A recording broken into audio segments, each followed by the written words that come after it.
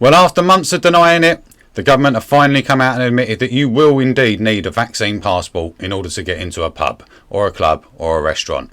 No jab, no pint. That's what the government are now saying. Something that the conspiracy theorists have been telling you for the last year.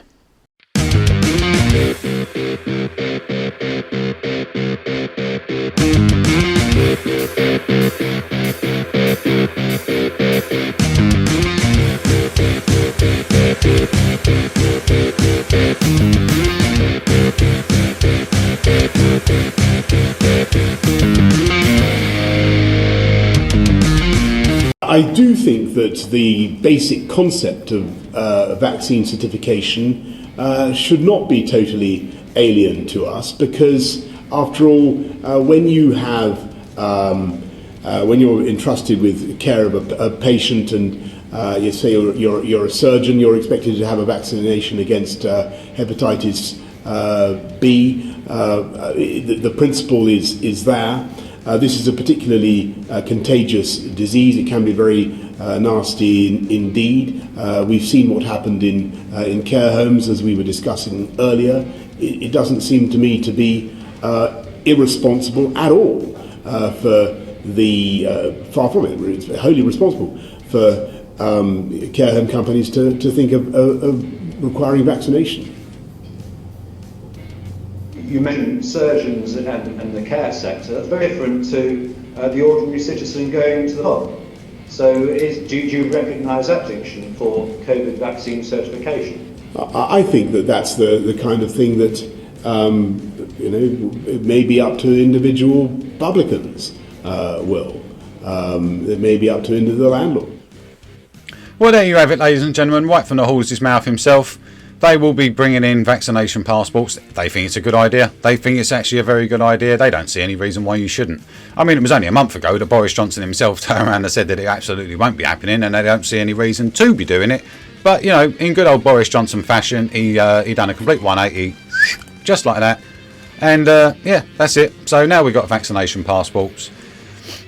Something that the tinfoil hat wearing conspiracy theorist nut jobs have been telling you about for the last year, and you laughed, didn't you? You pointed your finger, didn't you? Come on, you did. You know you did. You pointed your finger at them and you went like that, just like that, and you went, really? But it turned out they were right. Now, how were they right, I wonder? It wouldn't have anything to do with Operation Moonshot, would it? Operation Moonshot, for those of you who aren't aware, was published in the British Medical Journal on the 11th of September.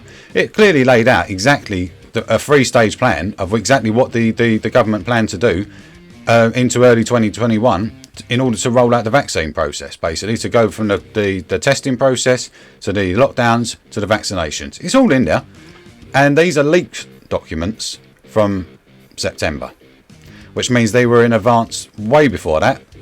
So let's go and have a look at this document right now, and you can see exactly why the tinfoil hat wearing conspiracy nut jobs were absolutely 100% right the whole time. Now look at this. This is from the British Medical Journal. This is Operation Moonshot. What do the leaked documents say? Leaked documents, right? Now this was published on the 11th of September 2020. So these leaked documents were already in the pipeline way before the 11th of September 2020. But let's see what it has to say about health passports and vaccination passports, or as they refer to them in this, digital passports. Let's see what this document, the leaked documents, have to say about this. What is a digital passport? Testing for access to certain spaces features heavily in the documents, with reference to the immunity/virus-free passports likely to be available through an app. The plans say that testing could be used to give people assurance that, at least for a limited time, they are unlikely to have the virus and are at a low risk of transmitting it to others. They say a negative test result, or potentially a positive antibody result, may not inform just whether you could attend an inpatient appointment, but if you could go to work that day, access a venue, get on a flight, or visit an elderly relative. The document also points to a significant expansion of testing funded and delivered by the private sector, such as in football stadiums, to allow access. And what have we seen? Eh? We've seen football games where people have had to show a negative test before they're allowed in. Now, the next logical step is going to be the health passport, isn't it? Or the vaccine passport, as they're now referring to it. Or the digital passport, as it referred to in Operation Moonshot. It's the next logical step. We could all see it coming a mile off if you had half a brain cell in your head. If you didn't, then obviously you believed all this nonsense, and now you're paying the price for it. And hopefully you're starting to wake up to the scam that's being pulled upon you. Hopefully. But I don't know. Speaking of which, in the speech that Boris Johnson just gave, he referred to it as being highly contagious. Now, I will refer you to the gov.co.uk website. It's still on there at this moment in time. It says as of 19th of March 2020 that it is no longer considered to be highly infectious. You can go to your web browser right now, right today, right this second, and type that in, and that's what it says on the government website. I'm not a doctor. I have no medical training. I'm not giving an opinion either way. I am just stating that is what it says on the government website. So someone needs to tell Boris Johnson, and they need to update him, because he's running around. He is giving away medical misinformation. So Boris Johnson should actually be censored for this. I'm sorry, but that is the rules. That is the rules. He ain't a doctor the last time I checked. But what do I know? I'm just a pleb. So anyway, guys, that's all I got for you. You take care. Try and stay safe in this apocalypse, and try and keep your heads, because I know the world has gone absolutely insane right now, but hang in there, because we are turning the tide.